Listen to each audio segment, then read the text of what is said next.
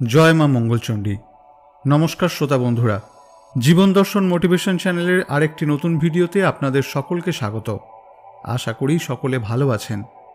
জ্যৈষ্ঠ মাসের শুরু থেকে সংক্রান্তি পর্যন্ত যে কয়টি মঙ্গলবার পরে প্রত্যেকটি জয় মঙ্গলবার ব্রত হিসেবে পালন করা হয়। এই বছর অর্থাৎ 2025 সালে বাংলার 1432 বঙ্গাব্দে জ্যৈষ্ঠ মাসে 4টি মঙ্গলবার পড়েছে। প্রথমটি হল 5ই জ্যৈষ্ঠ, ইংরাজির 20 মে। দ্বিতীয়টি হল 12ই জ্যৈষ্ঠ, ইংরাজির 27 মে। তৃতীয়টি হল 19শে জ্যৈষ্ঠ, ইংরাজির 3রা জুন। এবং শেষটি হল 26শে জ্যৈষ্ঠ, ইংরাজির 10ই মে। আজ দ্বিতীয় মঙ্গলবার অর্থাৎ 12ই জ্যৈষ্ঠ, ইংরাজির 27শে মে। কুমারী এবং সধবা উভয় মহিলারাই জয় মঙ্গলবার ব্রত পালন করতে পারেন। কথায় আছে যে স্ত্রীলোক এই ব্রত পালন করেন তারা কখনো জলে ডোবে না, আগুনে পড়ে না এবং কোনো অস্ত্রের আঘাতও লাগে না। আপনারা নিশ্চয়ই জানেন যে এই ব্রত করতে হলে আপনাকে ঘট অবশ্যই প্রতিস্থাপন করে পুজো করতে হবে। এছাড়া মা মঙ্গলচণ্ডীকে কলা পাতায় দুর্বা ঘাস, ধান, যব, মুগ কলাই রেখে খিলি বানিয়ে নিবেদন করা হয় এবং 5টি গোটা ফল দিয়ে নৈবেদ্য নিবেদন করা হয়। পুজো দেওয়ার পর এই খিলিটি আপনাকে কলার সাথে মেখে গিলে খেতে হবে, অর্থাৎ দাঁতে লাগানো যাবে না। যারা ব্রত করবেন তারা ফলমূল, মিষ্টান্ন, সাবুদানা এবং ময়দার তৈরি যে কোনো জিনিস খেতে পারবেন, কিন্তু এই দিন অন্ন গ্রহণ করবেন না। এছাড়া কোনো পোড়া বা সেঁকা খাবার যেমন রুটি বা পরোটা খাবেন না, তবে লুচি খেতে পারবেন। ব্রতকথা শ্রবণ না করলে ব্রতের পূর্ণ ফল লাভ করা যায় না, তাই এই দিন ব্রতকথাটি একবার হলেও শোনার চেষ্টা করুন। ব্রতকথা শোনার সময় হাতে 3 গাছা দুর্বা এবং একটি করে ফুল নিয়ে ব্রতকথাটি শ্রবণ করবেন এবং ব্রতকথা শেষ হলে জল পান করে নেবেন। তাহলে এবার ব্রতকথাটি শ্রবণ করা যাক। কৈলাস পর্বতে শিবের বাড়ি। আকাশ থেকে যেন কোটি কোটি চাঁদের আলো সেখানে ঝরে পড়ছে। গন্ধর্ব, কিন্নর, যক্ষ ও বিদ্যাধরদের গানে কৈলাসের শিবলোক যেন পরিপূর্ণ হয়ে আছে। এমনই একটি দিনে মা ভগবতী পদ্মার সঙ্গে বসে গল্প করছিলেন। এমন সময় তার হঠাৎ মনে হলো যে মর্তে তার পূজার প্রচলন হওয়া প্রয়োজন এবং তার জন্য উপযুক্ত ব্যবস্থা করতে হবে। এই কথা শোনার পর পদ্মার খুব ভাবনা হলো। তখন সে ভাবতে লাগলো কেমন করে মর্তে মায়ের পুজোর ব্যবস্থা হতে পারে। পদ্মার এই ভাব দেখে মা বলল, এর জন্য কাউকে ভাবতে হবে না, তিনি নিজেই তার পূজার ব্যবস্থা করবেন। আর করলেনও তাই। মায়া করি ধরে মাতা জরাতির বেশ, হাতে লাঠি কাঁধে ঝুলি উড়ি পড়ে কেশ। এমনই এক বুড়ির বেশ ধরে মা চললেন মর্তলোকে। এই বেশ ধরে মা উজানিনগরে এক বেনে সওদাগরের বাড়িতে উপস্থিত হলেন। এই বেনে সওদাগরের 7টি মেয়ে ছিল, কিন্তু ছেলে একটিও ছিল না। মা তখন একটি বুড়ি ব্রাহ্মণীর বেশ ধরে লাঠি ঠুকতে ঠুকতে প্রবেশ করলেন বেনের বাড়িতে।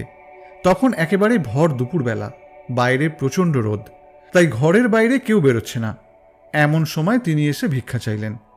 বেনেবউ তখনই চাল আর টাকা থালায় নিয়ে ভিক্ষা দিতে এলেন।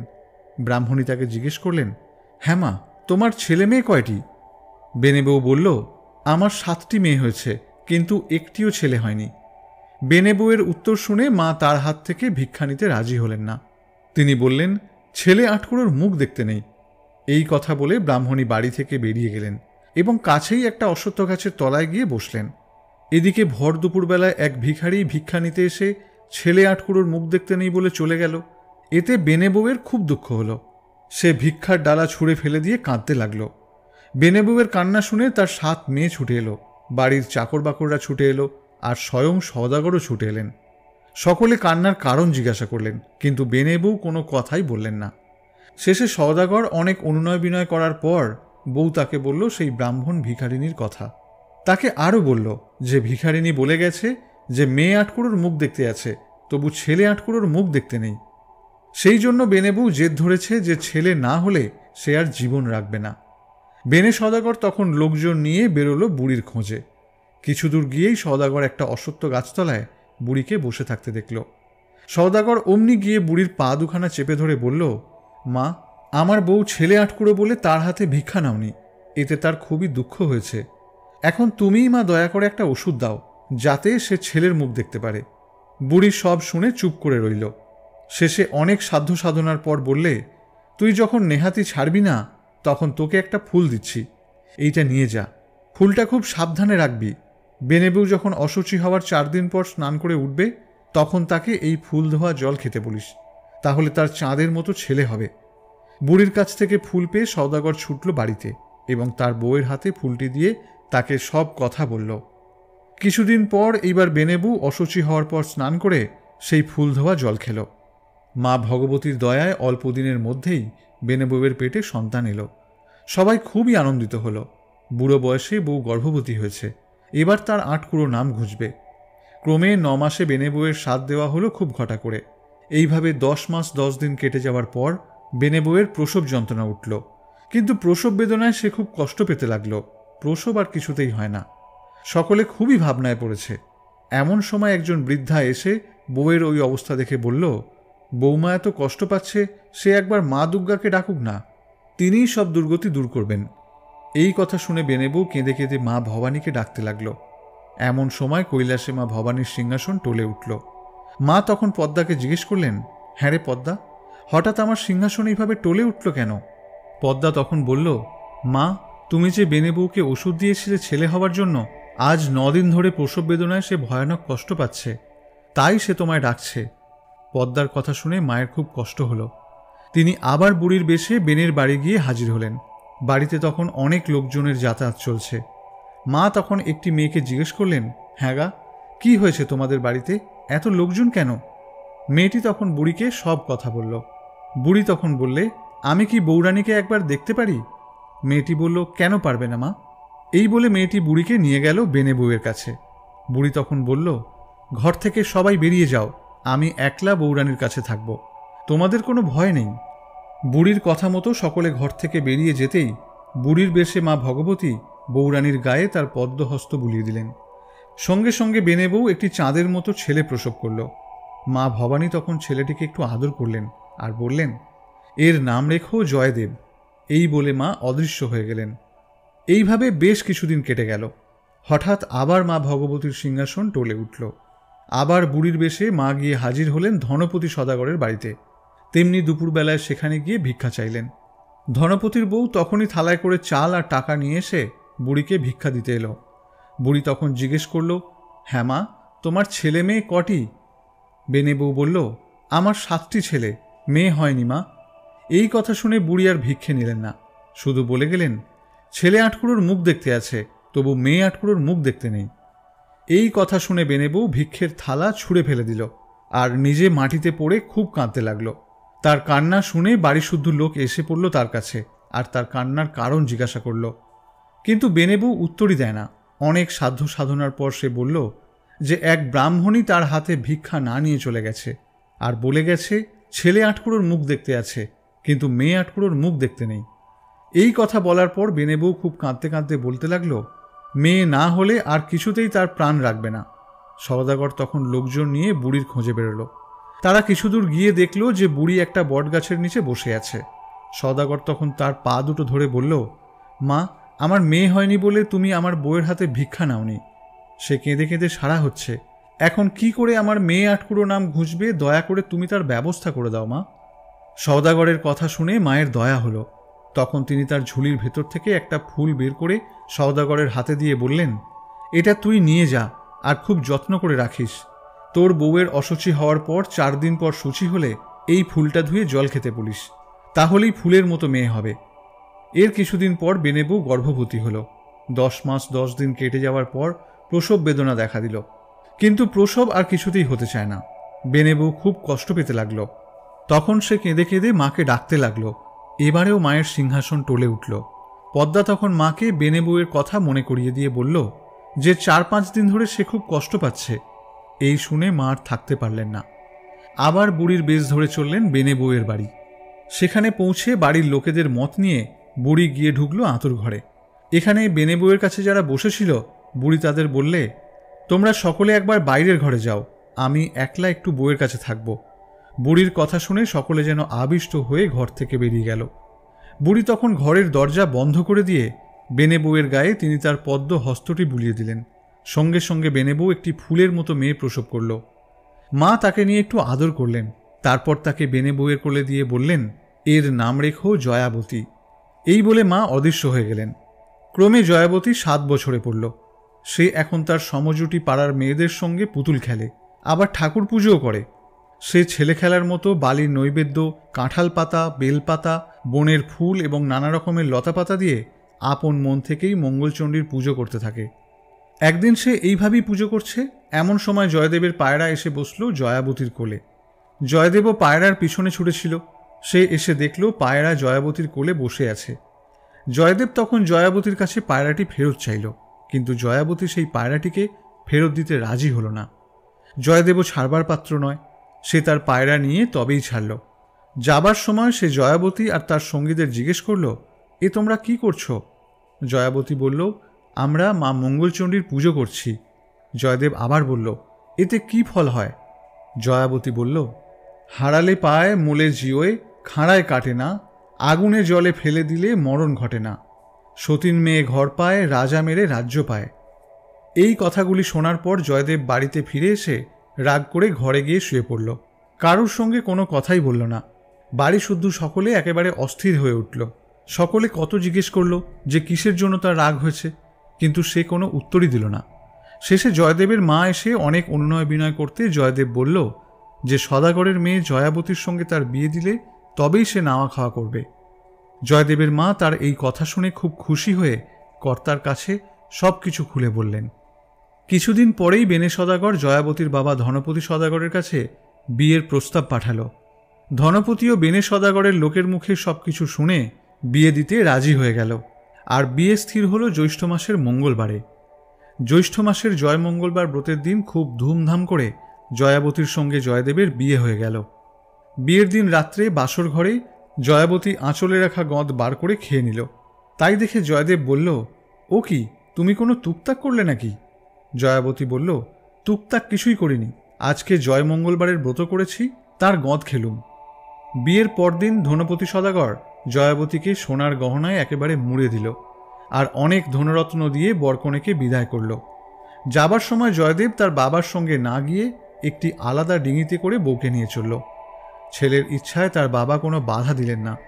খানিক দূর যাওয়ার পর জয়দেব জয়াবতীকে বলল, দেখো, এখানে চোরের খুব উপদ্রব, তুমি অনেক সোনার গয়না পরে আছো, চুরি যাওয়ার খুব ভয় আছে। তুমি সমস্ত গয়না খুলে তোমার কাপড়ের একটি পুঁটলি করে আমায় দাও, আমি ওটা কোলে নিয়ে বসে থাকি, আর তুমি আমার চাদরটা জড়িয়ে নাও। জয়াবতী তাই শুনে গহনাগুলোর একটি পুঁটলি করে জয়দেবের হাতে দিয়ে দিল। আর জয়দেব সঙ্গে সঙ্গে সেই পুঁটলিটাকে জলে ফেলে দিল। আর তারপরেই কৈলাসে মা ভবানীর আসন টলে উঠল। মা পদ্মাকে জিজ্ঞেস করলেন, আবার আমার আসন টলল কেন পদ্মা? পদ্মা বলল, তোমার জয়দেব জয়াবতীর সব গহনা জলে ফেলে দিয়েছে, এখন কি উপায় হবে? দেবী ভবানী তক্ষুনি রাঘব বোয়ালকে ডেকে বললেন, আমার জয়াবতীর সমস্ত গয়না জয়দেব পুঁটলি করে জলে ফেলে দিয়েছে, তুমি পুঁটলিটা এখনই গিলে ফেলে পেটের মধ্যে রাখো। আর খাল, বিল, নদী ও পুকুর যেখানে যত মাছ আছে তাদের ডেকে মা ভবানী বললেন, কাল থেকে 3 দিন তোমরা সকলে গভীর জলের মধ্যে লুকিয়ে থাকবে। এইদিকে বেনে সদাগরের বউ মেয়েদের নিয়ে ডিঙা বরণ করতে এলো।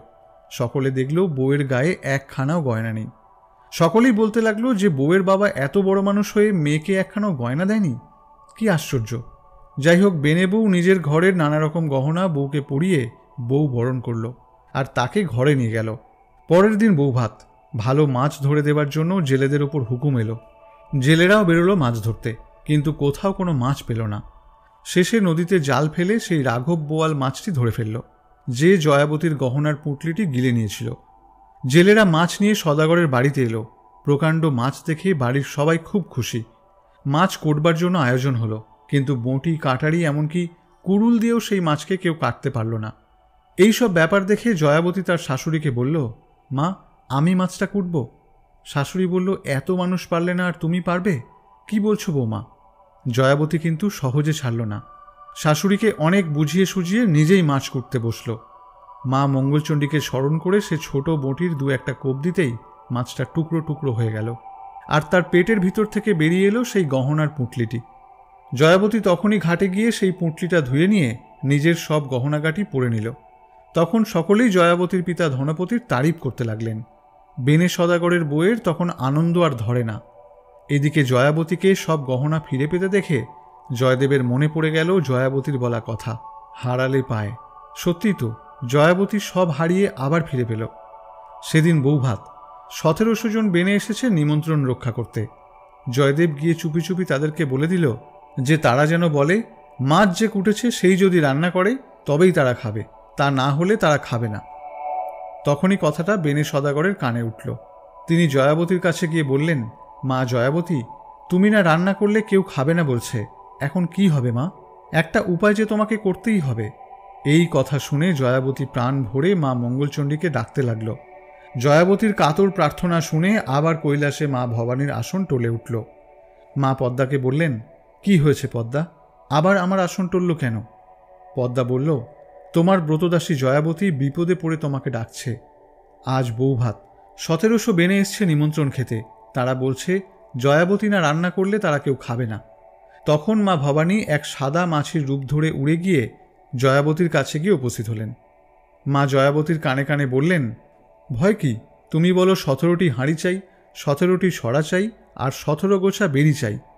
মায়ের কথা মতো জয়াবতী গিয়ে শ্বশুরকে ওই জিনিসগুলো আনিয়ে দিতে বলল। জয়াবতীর শ্বশুর তখনই জিনিসগুলো আনিয়ে দিল। জিনিসগুলো রান্নাঘরে রেখে দেবার পর জয়াবতী একখানি চেলি পরে রান্নাঘরে গিয়ে ঢুকে দরজা বন্ধ করে মা চণ্ডীকে স্মরণ করতে লাগল। মা তখনই এসে উপস্থিত হলেন। 17টা উনুন একসাথে জ্বলে উঠল। দেখতে দেখতে হাঁড়িগুলিতে রান্না চেপে গেল, আর রান্নাও হয়ে গেল খুব অল্প সময়ের মধ্যে। মা তখন জয়াবতীর কাপড়ে আর পিঁড়িতে একটু হলুদ মাখিয়ে দিয়ে বললেন, এইবার বাইরে গিয়ে বলো সব রান্না হয়ে গেছে। রান্না সেরে জয়াবতীকে রান্নাঘর থেকে বেরিয়ে আসতে দেখে এবং সব রান্না হয়ে গেছে শুনে বেনে সদাগরের বউ একেবারে আশ্চর্য হয়ে গেল। এখন তার আনন্দের অন্ত নেই। এত শিগগির সব রান্না হয়ে যেতে দেখে সকলেই জয়াবতীর খুব সুখ্যাতি করতে লাগল। জয়দেব তখন আবার গিয়ে বেনেদের বলে এলো যে তারা যেন বলে যিনি রান্না করেছেন তিনি পরিবেশন না করলে কেউ খাবে না। জয়াবতীর শাশুড়ি জয়াবতীকে গিয়ে বেনেরা যে কথাগুলি বলছেন সেগুলি বলল। জয়াবতী আবার মাকে স্মরণ করতেই মা মঙ্গলচণ্ডীও সঙ্গে সঙ্গে এসে দেখা দিলেন এবং জয়াবতীকে বললেন, তুমি তোমার শাশুড়িকে বলো 1700 বেনে একসঙ্গে খেতে বসলে তুমি তাদের পরিবেশন করতে পারবে। তারপর তারা খেতে বসলে তুমি একখানা পাতে সব জিনিস দিয়ে দেবে, তাহলেই দেখবে সব পাতেই জিনিসগুলি পড়েছে। জয়াবতীর কথা অনুসারে বেনেরা সব একসঙ্গে খেতে বসল, আর জয়াবতী একখানা পাতে সব জিনিস দিয়ে দিতেই জিনিসগুলি সব পাতেই পড়ল সঙ্গে সঙ্গে। বেনেরা সবাই খুব তৃপ্তি করে খেয়ে জয়াবতীকে প্রাণ খুলে আশীর্বাদ করে চলে গেল। জয়াবতীর বিয়ের 5-6 বছর কেটে যেতে জয়াবতী গর্ভবতী হল।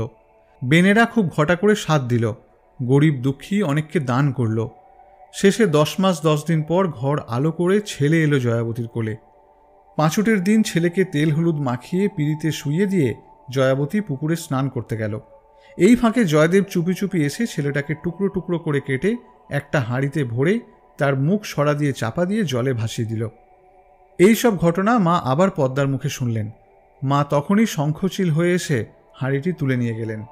তারপর কাটা টুকরোগুলোকে একটা পদ্ম পাতায় রেখে অমৃতকুণ্ডের জল তার উপর ছিটিয়ে দিলেন। ছেলেটিও অমনি বেঁচে উঠল। জয়াবতী স্নান সেরে ওঠার সঙ্গে সঙ্গে ছেলেটিকে তার কোলে দিয়ে সব ঘটনা বলে দিলেন, আর সাবধান করে দিলেন সে যেন জয়দেবের কাছ থেকে ছেলেটিকে খুব সাবধানে রাখে। জয়াবতী ছেলে কোলে নিয়ে হাসতে হাসতে বাড়ি ফিরে এলো। জয়দেব এতক্ষণ লুকিয়েছিল। এইবার ব্যাপার কি জানবার জন্য বাড়ির ভিতরে ঢুকতেই ছেলেকে জয়াবতীর কোলে দেখে একেবারে আশ্চর্য হয়ে গেল। ছেলেকে কোলে নিয়ে জয়াবতী খুব আনন্দের সঙ্গে ষষ্ঠী পুজো করল। এইভাবে 6 মাস কেটে গেল। এইবার ছেলের অন্নপ্রাশনের সময় এলো। ছেলের মুখে ভাত উপলক্ষে 1700 বেনে এলো নিমন্ত্রণ খেতে। নিমন্ত্রণ পেয়ে অনেক দূর দূর থেকে লোক এলো বেনে সদাগরের বাড়ি। বাড়িতে তখন চলল খুব আনন্দ উৎসব। ক্রমে এসে গেল মুখে ভাতের দিন। জয়াবতী মুখে ভাতের দিন ছেলেকে নাইয়ে ধুইয়ে নানা রকম গহনা পরিয়ে রেখে গেল স্নান করতে। এদিকে জয়দেব সুযোগ খুঁজছিল। এই ফাঁকে সে ছেলেটিকে তুলে নিয়ে গিয়ে কুমোরদের পুয়ানের ভেতর রেখে এলো। সেই দিন আবার ছিল পুয়ানে আগুন দেবার কথা। সেই মতো কুমোরেরা পুয়ানে আগুন দিল, কিন্তু আগুন ধরল না। তারা কত রকম চেষ্টা করল, কিন্তু আগুন কিছুতেই ধরাতে পারল না। এদিকে কৈলাসে আবার মায়ের আসন টলে উঠল। মা পদ্মাকে জিজ্ঞেস করলেন, ব্যাপারটা কি? পদ্মার সব কথা মাকে জানালো। পদ্মার মুখে সব কথা শুনে মা আবার এক বুড়ি ব্রাহ্মণের বেশ ধরে নেমে এলেন মর্তে। কুমোরেরা তখন অনেকজন মিলে পোয়ানে আগুন ধরানোর চেষ্টা করছে। মা কুমোরদের কাছে গিয়ে জিজ্ঞেস করলেন, হ্যাঁ গা, তোমাদের এখানে এত ভিড় কিসের? কুমোরেরা বলল, মা আমরা পুয়ানে কিছুতেই আগুন ধরাতে পারছি না। যতবার চেষ্টা করছি আগুন কিছুতেই ধরছে না। আমরা বুঝতে পারছি না ব্যাপারটা কি। মা তখন তাদের সরে যেতে বলে পোয়ানের ভেতর থেকে ছেলেটিকে বার করে নিলেন। সঙ্গে সঙ্গে পোয়ানেও আগুন জ্বলে উঠল। মা তারপর ছেলেটিকে নিয়ে জয়াবতীর কোলে দিয়ে বললেন, তোমায় কতবার বলেছি যে ছেলেটিকে সাবধানে রেখো, কিন্তু তা তো তুমি পারছ না। আজ জয়দেব তোমার ছেলেকে নিয়ে গিয়ে কুমোরদের পোয়ানের ভেতরে রেখে এসেছিল। এই কথা বলে জয়াবতী এবং তার ছেলেকে আশীর্বাদ করে মা অদৃশ্য হয়ে গেলেন। সন্ধ্যের পর জয়দেব বাড়ি ঢুকে দেখল যে ছেলে বেশ আনন্দেই মায়ের কোলে বসে খেলা করছে। এইবার জয়দেব বুঝল 3 বার চেষ্টা করেও যখন ছেলেটার কোনো ক্ষতি করা গেল না, তখন একথা মানতেই হবে যে ব্রতের ফল কখনো মিথ্যা হতে পারে না। এরপর আরেকদিন শেষ দেখবার জন্য জয়দেব একখানা কাটারি দিয়ে ছেলেটাকে কাটতে আরম্ভ করল। এমন সময় জয়াবতী এসে বলল, এ কি করছো তুমি? এত রকম করেও তোমার বিশ্বাস হলো না মা মঙ্গলচণ্ডীর ওপর? জয়দেব বেশ খানিকটা লজ্জিত হয়ে বলল, হ্যাঁ, এইবার আমার বিশ্বাস হয়েছে। তারপর থেকেই জয়দেব আর কোনো অঘটন ঘটানোর চেষ্টা করেনি। জয়াবতীকে নিয়ে সে বেশ সুখেই ঘর করতে লাগল। পরে তাদের আরও কয়েকটি ছেলে মেয়ে হলো। জয়াবতীর শ্বশুর ও শাশুড়ি নাতি নাতনিদের মুখ দেখে খুব আনন্দে দিন কাটিয়ে শেষে স্বর্গে চলে গেলেন। জয়াবতী আর জয়দেব তাদের ছেলে মেয়েদের কাছে মা মঙ্গলচণ্ডী ব্রতের প্রচার করল এবং তাদেরও প্রচার করতে বলে দিল। তারপর এক শুভ দিনে স্বয়ং ভগবান পুষ্পক রথ পাঠিয়ে দিলেন। জয়দেব এবং জয়াবতী জীবন্ত অবস্থায় সেই রথে চড়েই স্বর্গে চলে গেলেন। সকলে তাদের এই অবস্থা দেখে খুব ধন্য ধন্য করতে লাগল। সেই থেকেই জয় মঙ্গলবারের ব্রতকথা পৃথিবীময় ছড়িয়ে পড়ল। প্রিয় শ্রোতা বন্ধুরা, আশা করি ভিডিওটি আপনাদের সমৃদ্ধ করেছে। ভিডিওটি দেখে যদি আপনার ভালো লেগে থাকে তাহলে একটি লাইক করবেন এবং অবশ্যই চ্যানেলটি সাবস্ক্রাইব করবেন এবং কমেন্টে লিখবেন জয় মা মঙ্গলচণ্ডী। আর আপনার প্রিয়জনের সাথেও ভিডিওটি শেয়ার করবেন। সকলে ভালো থাকবেন, সুস্থ থাকবেন। নমস্কার।